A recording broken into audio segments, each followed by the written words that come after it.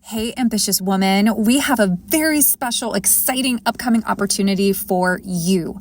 Meet us in Phoenix, Arizona, April 21st to the 23rd for our 5th annual No Summit.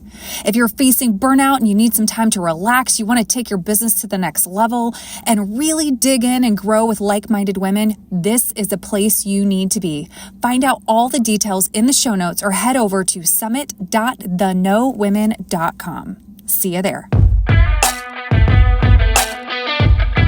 Welcome to the High Achieving Female Podcast, powered by No, where we believe high achieving female leaders deserve to be known.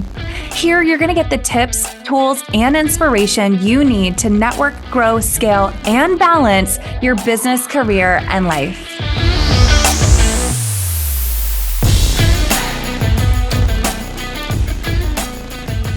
Hey y'all, this is Lisa Zahiya, and I am a life and business coach.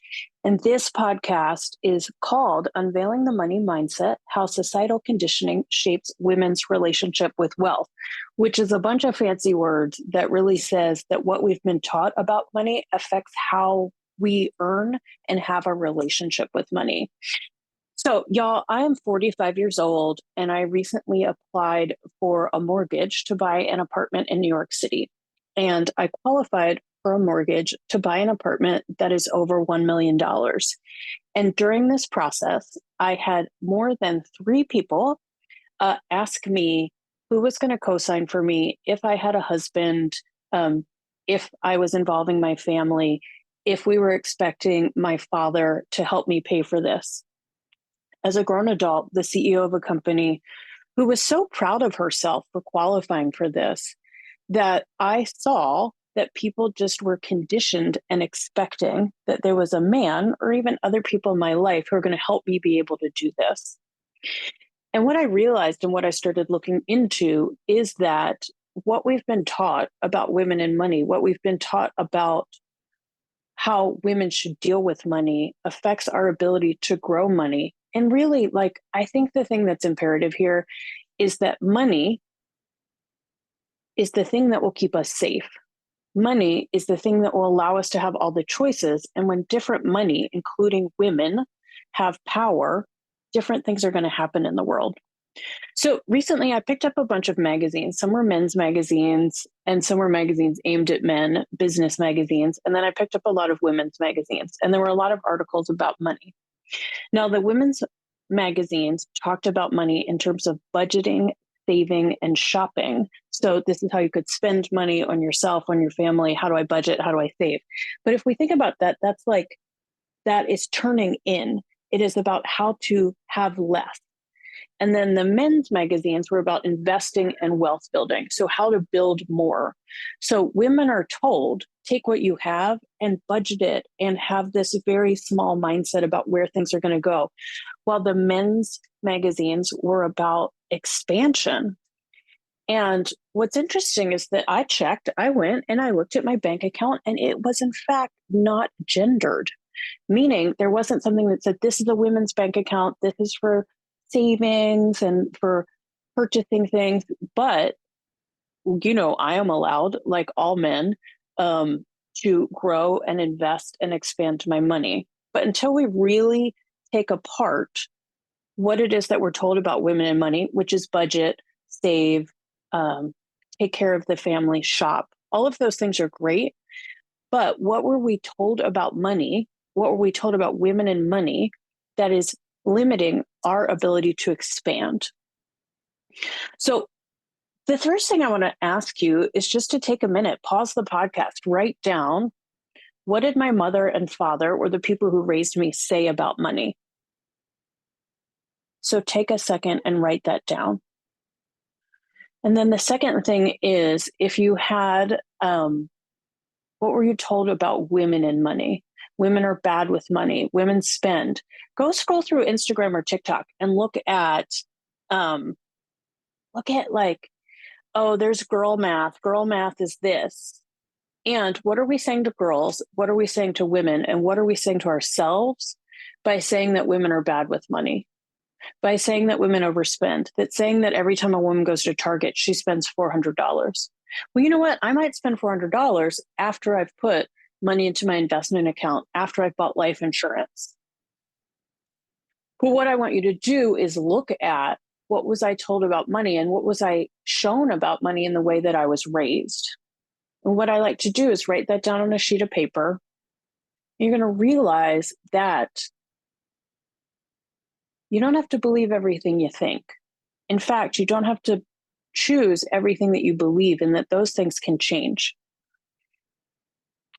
So what I want to do is reshape those belief systems and then take actions, starting an investment account, and really thinking about that idea that I want my money to expand.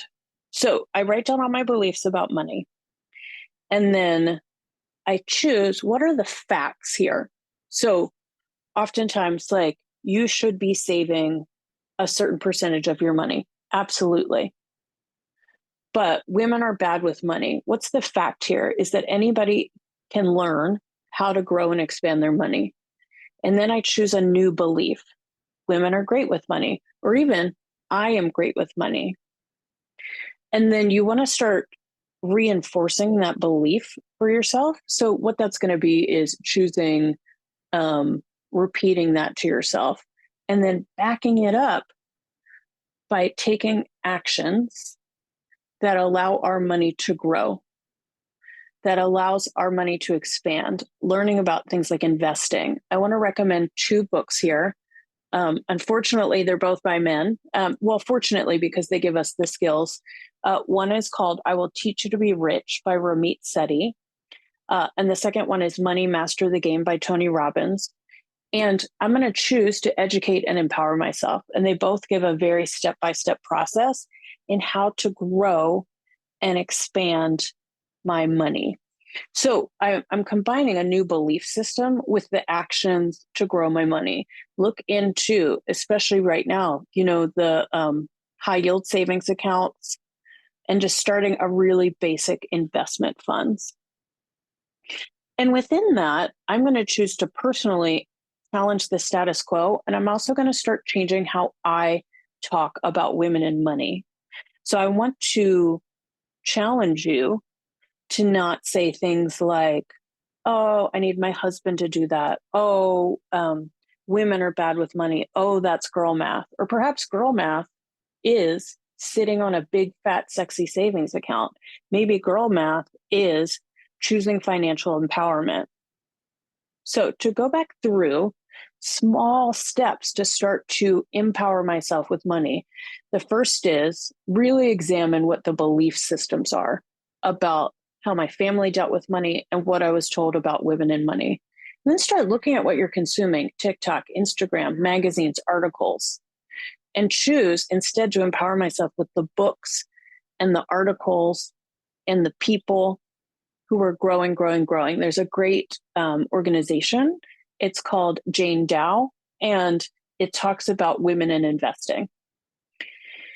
And then we're going to reframe some beliefs. We're going to start reinforcing those beliefs for ourselves. And we're also going to take actions to start to grow and expand our money. And we're going to change how we're talking about money. We're going to change how we're looking at women and money. And through all that, we're going to change the world. Again, thanks, y'all. I'm Lisa Zahiya, and I'm here for the empowered woman. I'm here for the empowered business owner, and I'm here for more women having more money to keep themselves, their families, their communities safe, and to change the world.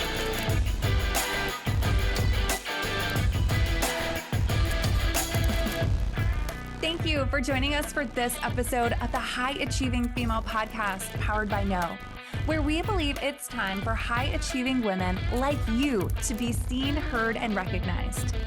Until next time, remember, you deserve to be known.